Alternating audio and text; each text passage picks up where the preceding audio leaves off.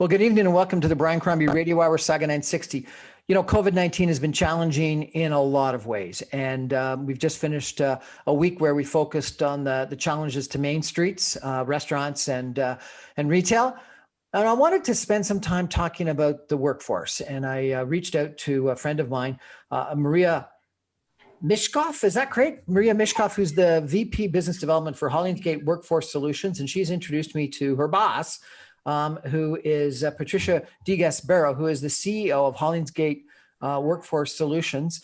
Patricia's got over 20 years of staffing industry experience. She started out as a recruiter and then found great success in the industry and started her own staffing firm. She's been staffing for 10 years and has also started recruitment and transitioned into join forces with Patricia and Maria, where they are running Hollingsgate together.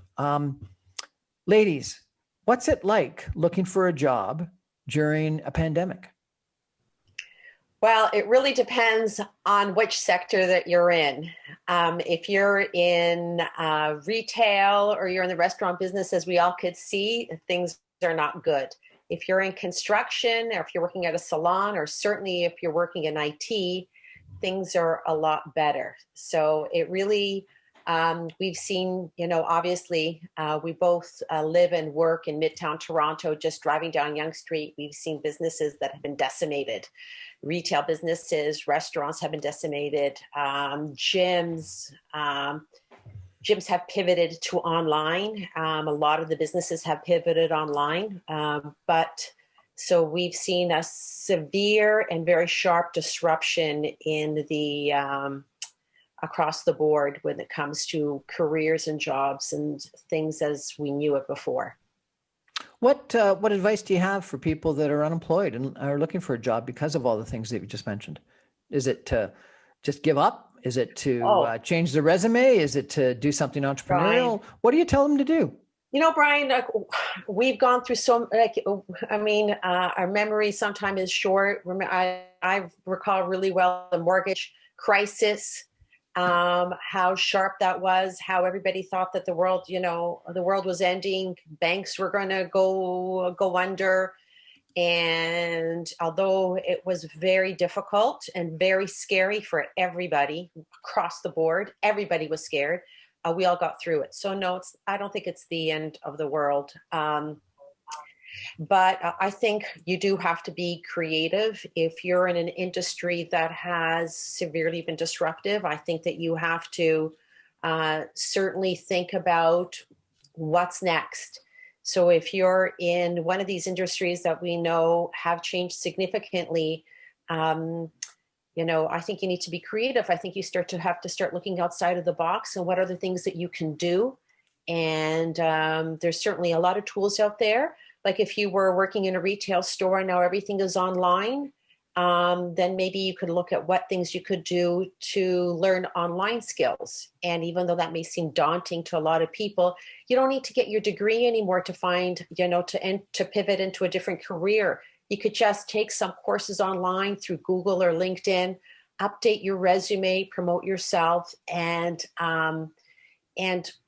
look forward to doing something a little different than maybe you were doing before, but still something very relevant that speaks to your skill set. So I have a friend of my son's who was a flight attendant, living in Dubai, traveling the world, making lots of money, great experience. Travel business is down something like 88% and, huge amount of layoffs. And she had to move back from Dubai to live with her parents in Canada. She actually ran for Miss Universe, which I guess is something fun to do during a break. But, people have had great careers and wonderful opportunities. And because of what's happened, they've lost them. What do you, as a recruiter, what do you tell them? I mean, Maria could speak to this too. As a recruiter, or certainly in the industry, you're not just matching people to jobs. You're talking to human beings, and sometimes you just have to realize what a lucky position that we're in, because we talk to hiring managers and we talk to people looking for jobs. And there's no magic answer for something like that. Some of these jobs will come back. I mean, the tourism industry is going to come back. It's not going to disappear. But in the meantime, what are you going to do? So we become coaches. What other skills do you have? What could you do in the meantime? Just don't look at what exactly you were doing before, but what skills were you using before? What do you enjoy doing? What could we do to pivot into something else in the meantime? And who knows, it could be something that they actually really enjoy doing as well.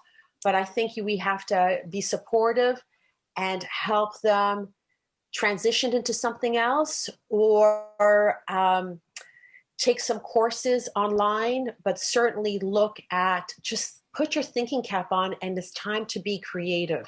I know it's not a magic pill, but you just can't wait for things to change. You have to change. You have to show some flexibility and change as well. Flexibility, pivot, resilience. Right. They're all things that we have to be mindful of. And network. Well, we're going to take a break. There. We're going to take a break for some messages and come back more with Patricia and Maria of Hollingsgate Workforce Solutions, and hear more about networking and LinkedIn and resumes and some other solutions in just a minute. Stay with us. Well, welcome back to the Brian Crombie Radio Hour, Saga 960. We're chatting tonight with Maria Michaud and Patricia DeGaspero. DeGaspero, it's fine. DeGaspero, I apologize. Patricia is the CEO of Hollingsgate Workforce Solutions, and Maria is the VP of Business Development. And we're talking about recruiting during COVID-19, interviewing during COVID-19, looking for finding a job during COVID-19, and how challenging it is. And I think it's probably, similar to the way it always is, but probably far more competitive, because there's so many people out of work and far less jobs. And so based on just supply and demand, it's going to be a little bit more challenging. So Patricia, you had said that one of the things you got to do is freshen up your resume and make sure you're on LinkedIn and stuff like that. So Maria, maybe I could ask you, so what advice have you got for people on preparing resumes? And what websites are the best websites to make sure your resumes are on? And I keep hearing this word about algorithms. And so therefore you've got to have keywords in your resumes that you post online. Can you tell me a little bit about that? Because that's probably a world that some of us just don't know much about. That's exactly it. I would say, first and foremost, update your LinkedIn profile. There's a tab on LinkedIn that allows job seekers to select a tab to let recruiters aware that you are open for a new opportunity. Update your resume is key. If you see an opportunity that you are experienced in, say perhaps a financial analyst, and there are certain must-have skills and soft skills, ensure that all that is on your resume clear cut. I mean, there's a saying that, we were always told, like, keep your resume short down to 2 pages, which is very outdated information. Right now, nowadays, many companies, they use an AI software that screens all the resumes. So if it doesn't capture all the keywords that reflects the job opportunity that you're applying for, the computer software system will automatically reject you into a rejection pile. And so what are those keywords that you got to have in your resume? So for instance, if it's like a financial analyst within, say, they're looking for an individual with background in, say, mining or specific technology, specific CRM tool, specific industry, could be public sector, government, financial services, could be sports and entertainment, could be in whatever the industry, is always a good must-have to have when you're applying for an opportunity, and ensure that those keywords are on there. So the industries that you're interested in should be part of your resume. Exactly. as far as the experience that you identify.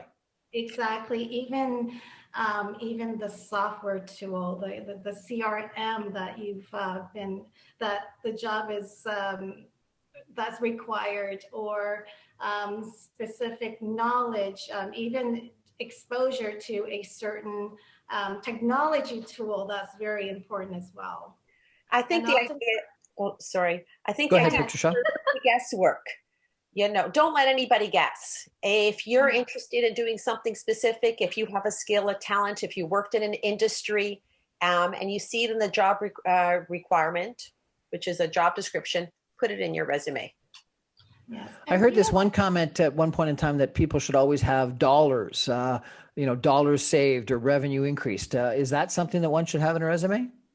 If you're in sales, if it's relevant to your role, then definitely. If you're a project manager and you've run, multi-million-dollar projects, put it in there, because sometimes, remember, you're trying to make the hiring manager, the recruiter's job as easy as possible. So if you've done a project that's a $500,000 project for Chorus Entertainment, put that in. It was 500, because then that helps the recruiter understand if you might be a good fit for the role they're recruiting for, and that saves everybody's time. There seem to be a million different job boards. Is LinkedIn the one best one, or what recommendations do you have as to what of these different job boards one should be on? I would scour all across LinkedIn, Indeed, Monster, even company career sites. So all of them is what you're saying effectively. Yes, there's so many career platforms where job seekers can search. I can name off top of my head at least 10, but I would say that the top 3, LinkedIn, Indeed, and company career sites. And Monster. Okay. And Monster? And Monster, definitely Monster. I would just ask people just to, these are just wonderful opportunities to get in front of a potential hiring manager or a recruiter. So put yourself out there. You can't over promote yourself when you're looking for a job. And right on LinkedIn, there you could actually change your profile to say that you're looking for a job. So when I'm looking for somebody, I'll look for people that have activated that banner around their name that says that they're looking for somebody. Those are the first people I'm going to call, because they're engaged, they're available. It's a terrific platform. LinkedIn. Yes. Okay. Resumes, therefore, are number one.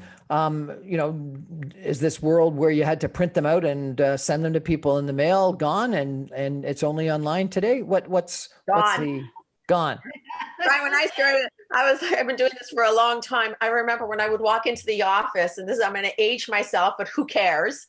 All the resumes were faxed in, and they were all on top of the receptionist's desk. And so I would go in, because those were the fresh resumes that just were faxed in that morning. Those days are gone. No resumes are being faxed. They're all, almost everybody, regardless, are on some platform or another. So if you're not on the platform, how is somebody going to find you? Do you follow up with the recruiting manager or someone else that works in the company or anything else? Or do you just send your resume in? Always follow up. Always follow up. Show initiative. Don't be shy. Be polite, of course, but don't be shy. Once you submit your resume, follow up. Ask them if they've read the resume. And remember, recruiters, hiring managers often get so many resumes, but if you show the initiative, you tell them something a little bit about yourself, you show a little bit of a personality, they're maybe more likely to take a more careful look at your resume. So often, Brian, I have a hiring manager tell me, well, you know what, Pat, you sent me 4 or 5 people for this open role. We interviewed them, but this one person had such a great personality. Even if she or he doesn't have all the skills, we're interested in pursuing a conversation with them. So What about cover letters? Are cover letters passé? I think so, Maria. I don't know what you think, but I think so.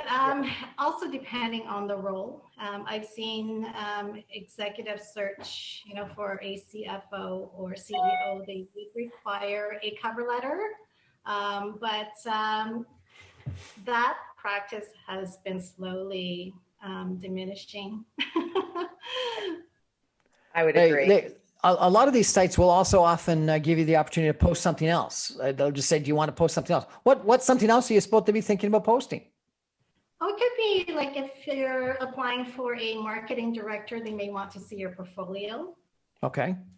Of, your past projects. Like web designers, they'd oftentimes, or graphic designers, they would oftentimes have a portfolio that they can attach to the application, and it will lead you to their link of their artwork, and that would allow the hiring managers to view the quality of work and whether it's suitable for their organization.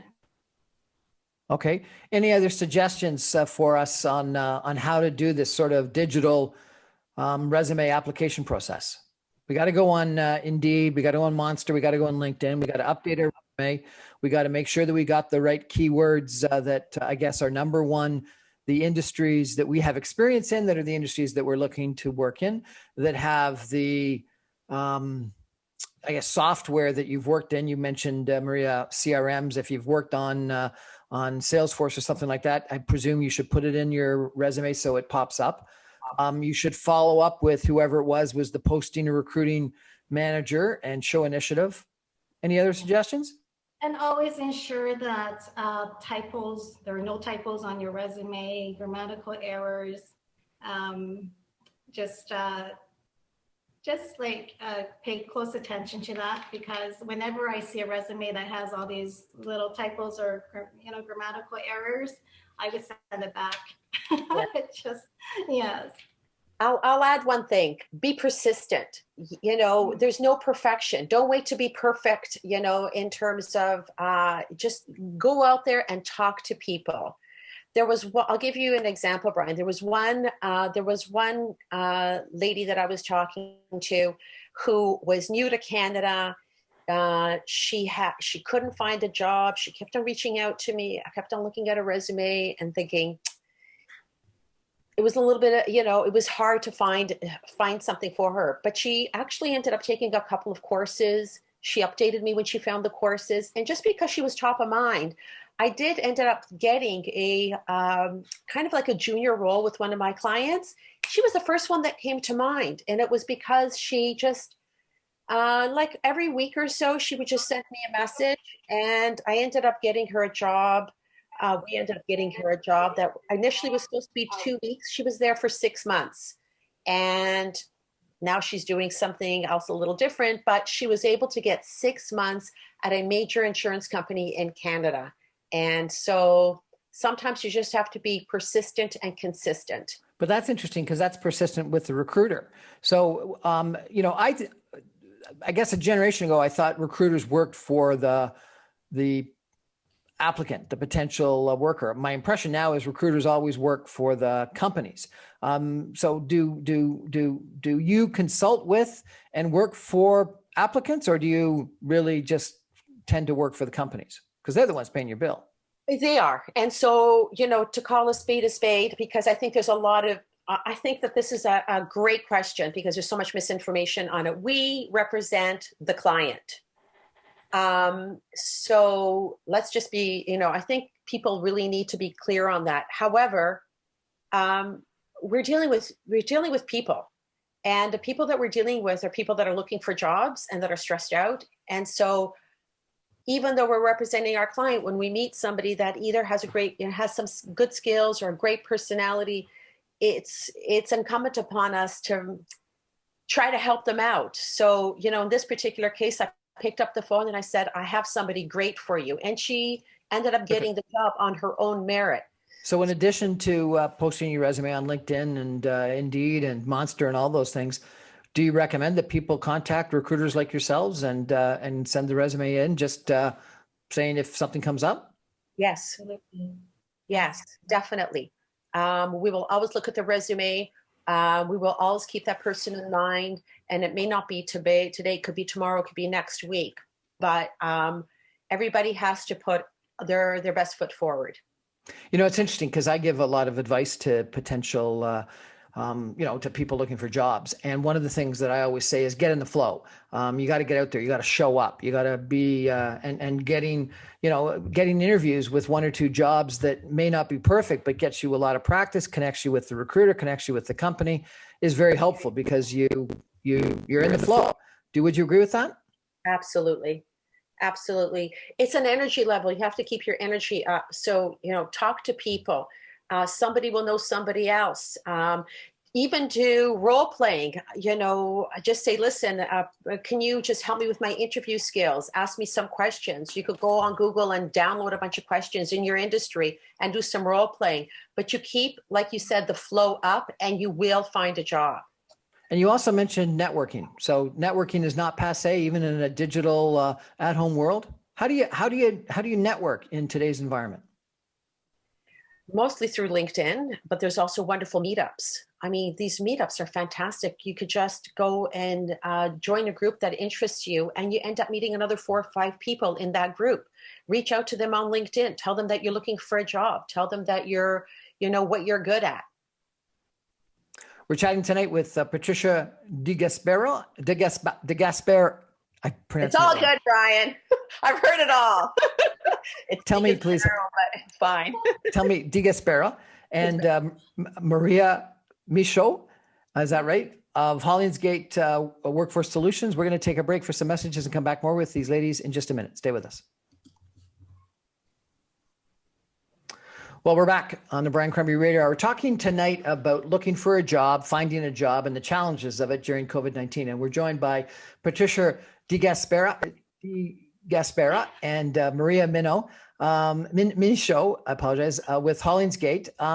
Hollingsgate is what? You're a recruiting company, and what type of people would you be placing? All types of people? Do you specialize at levels or in industries? Yes, so we're WEBE certified, which is we're a women business enterprise certified company. So we're a majority women owned and controlled, and we specialize in IT and finance and cybersecurity, and we also do some marketing. Finance and cybersecurity, that sounds fascinating. And if people want to send... Pardon me? Go ahead, cybersecurity, what were you going to say? I'm just saying during COVID, we've seen a lot more cybersecurity roles come up as a result of people working from home and the surge in malware attacks. I can imagine. If people want to send resumes or check out jobs that you've got, do you have a website that they should go to? Yes, www.hollingsgate.com, and you could either email Maria at hollingsgate.com or Patricia at hollingsgate.com.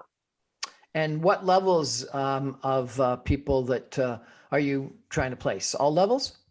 All levels. We get everything from support technicians, desk side support. Those are the guys and girls and women that get in a car and go onto site to go and fix your laptop or your computer, to program managers, architects, pen testers, and cybersecurity. And we've seen like a big surge again in that role. And of course, we get a lot of digital marketing roles as well, because as we know, a lot of these businesses have moved from brick and mortar to online sales. So we get a lot of those types of roles as well. Any CFO jobs? No, not recently. Why, do you know somebody? I had one. Do you have a CFO role? Okay. I had one. Next one, I'll let you. And we service clients. How about radio hosts? We don't have anything right now, but not right now.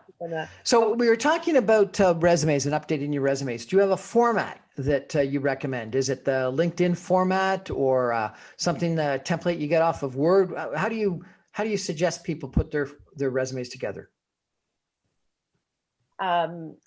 sequentially. So obviously from the most recent role to backwards, I don't personally like short resumes. I don't know why so many people think that their resumes have to be 1 to 2 pages, but put as much detail, your dates, where you worked, the dates that you worked, your education, and of course, things that you're expert in, your expertise, and your soft skills. The soft skills, is that something that you just include while you're talking through the different jobs, or do you have a separate section that talks about your soft skills? It usually gets summarized at the top of the resume. That's a good question, Brian. So at the top of the resume, you would say, good negotiator, good listening skills, all the comments that people have made to you in the past that you're good at.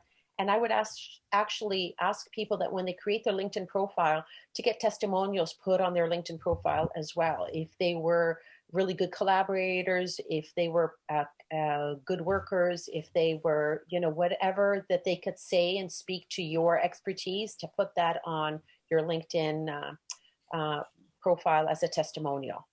What about extracurricular things? If you're involved in charitable organizations and things like that, is that helpful to include? I think Sure. so. I mean, it really gives a sense of what a person is about, what they're interested in, their character. I think that that's a nice to have as well. What if you're involved in political or religious organizations? Is that something to include or not? No, you don't want to put anything that is not relevant to your role or may skew your chances.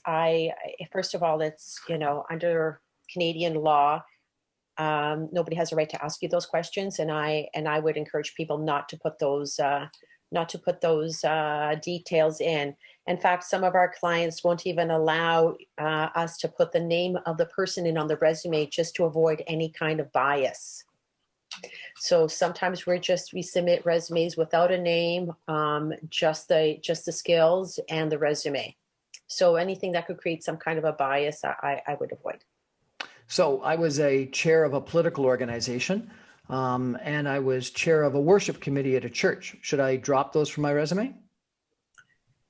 I mean, you're free to keep it in. I like to keep, I personally just keep things relevant. If you want to say that you like to read, I mean, that's, that doesn't really, nobody's that I know is going to really create any bias around that. But I think your resume is just about telling your experience with what you've done and where you've done it and for how many years, and just keep it focused on that. Okay. Maria, you said you were going to tell me a personal story. Well, I have something here that's quite interesting I came across this morning, and will add to which leads into my personal experience. So actually, Harvard recently released a case study and found that 91% of people who lost their jobs went on and landed a role equivalent or even better than their previous role. So, to that point, prior to joining Patricia at Hollingsgate, the firm I worked for went through an acquisition, and we were all packaged out. And I went through the emotions of panic and shock and asked myself, where am I going to land my next opportunity? And during that time, and it was during the beginning of the pandemic, and happened so Patricia was looking for someone to join her, as she was expanding her firm, and a former colleague of mine that she had reached out to, he was, wasn't did not want to stay in the industry, had put me in touch with Pat. And since then, I've never been happier that, I've joined Pat and collaborating with such a solid team. It's like I'm happy. So it's the old adage about change is scary, but sometimes it's really good. Yes. Well, that's great. I appreciate that story. And Patricia, you said you had a story as well. Well, yeah, it's just kind of a funny story about how I actually started the industry. I was a newly divorced stay-at-home mom, and figured I better do something. So I called my next door neighbor who knew somebody that worked at a staffing agency. And so I sent in my resume and they called me in for an interview. So I took out my one suit and got on the subway and went downtown and went for an interview. And she asked me a bunch of questions and I answered and went home. And when I went home, she called me and she said, "You got the job."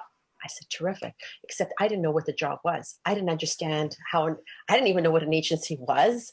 I didn't understand what all these jobs were. They were all in IT. I didn't know the first thing, but I just said yes. And I showed up for work and here I am 20 years later. So Congratulations. It was crazy when I said people, I didn't know. I was like, I was reading project manager description. I was thinking, what is this? I have no idea. There was an old adage that people get jobs from friends of friends. And so therefore, accessing all the people in your, not your closest friends, but in your sort of little wider network is key when you're looking for a job. And some people find that, embarrassing or challenging, but that making sure that people know that you're looking and what your skill base are and what you're looking for is important. Is that still true in today's digital world? I believe so. It's like all part of networking. Like cast your net wide. Especially during these COVID times, don't be ashamed to ask for help. We're going to get through this all together. And anyone in your audience that has a question, feel free to reach out to us. And I would also say, Brian, that you may feel shy. I know that I'm a naturally shy person, but if somebody reaches out to me, they say, just say this is awkward for me, but I'm looking for a job. Just be honest and don't assume that the person that you're talking to is any less shy than you or is any really different than you. At the end of the day, we're all looking to move our lives ahead.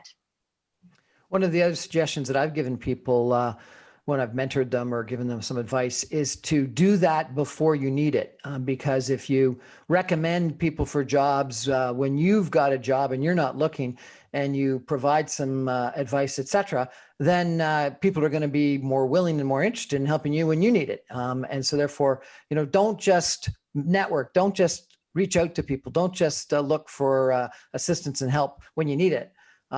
Provide it when you don't need it and other people do. Do you agree? 100%. I always say, give what you need. So if you need help, start giving help.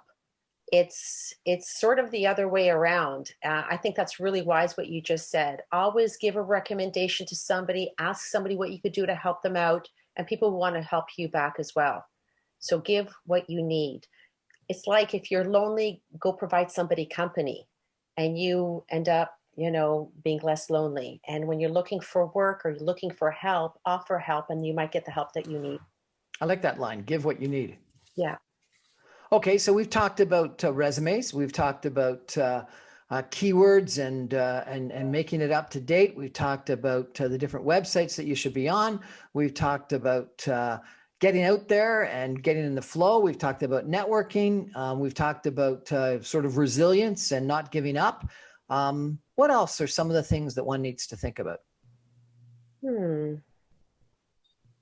If you need a quick cash flow, I know perhaps it's not your ideal job opportunity. There are many industries that are hiring, logistics, or even say supermarkets may not be something that you would be interested in, or Starbucks, but there are so many companies that are hiring at the moment, even just for the interim holiday helpers.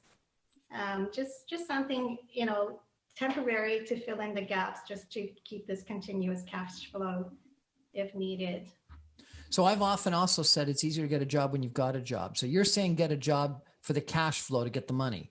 Do you think looking for a job, it's a full-time job looking for a job.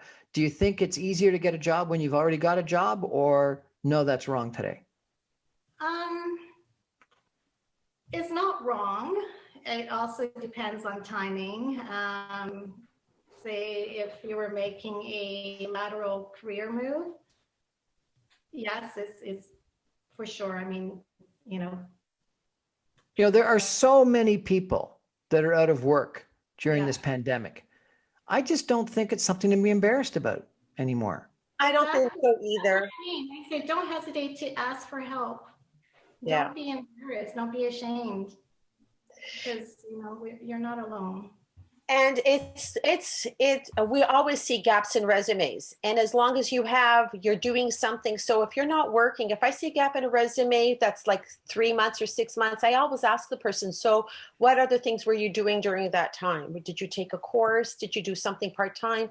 Many people are getting jobs as an Uber Eats driver during this time and just getting that extra cash flow happening at night. There's no shame in that. Absolutely. You're seeing that more and more. And actually, I think it says a lot about the person that they will go out and do what they need to do to move to meet their bills, make their bills happen, and pay their bills.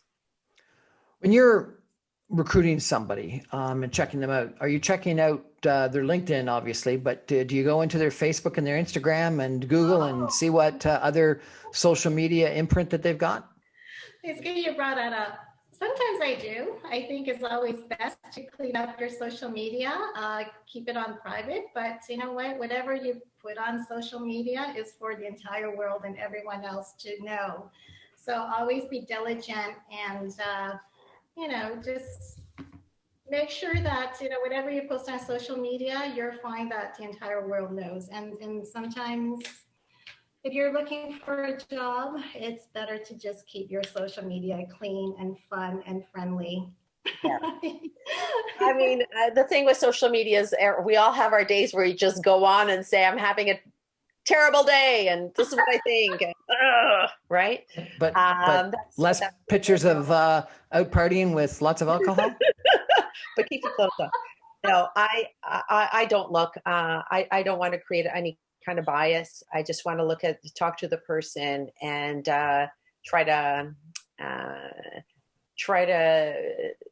just keep it focused on what they've done. But once you put it out there, somebody's going to look, somebody's going to see. So Maria is absolutely right. Just be thoughtful when you're putting stuff up on Facebook and Instagram. We're chatting tonight with Maria Michaud and Patricia de Gaspera with Hollingsgate Workforce Solutions. And what's the website again that they can go to if they want to contact you and check out what jobs you've got? www.hollingsgate.com. Or you could email maria@hollingsgate.com or patricia@hollingsgate.com. Well, ladies, thank you so much for your advice. I really appreciate it. We're going to take a break and come back with some final comments in just a minute. Stay with us.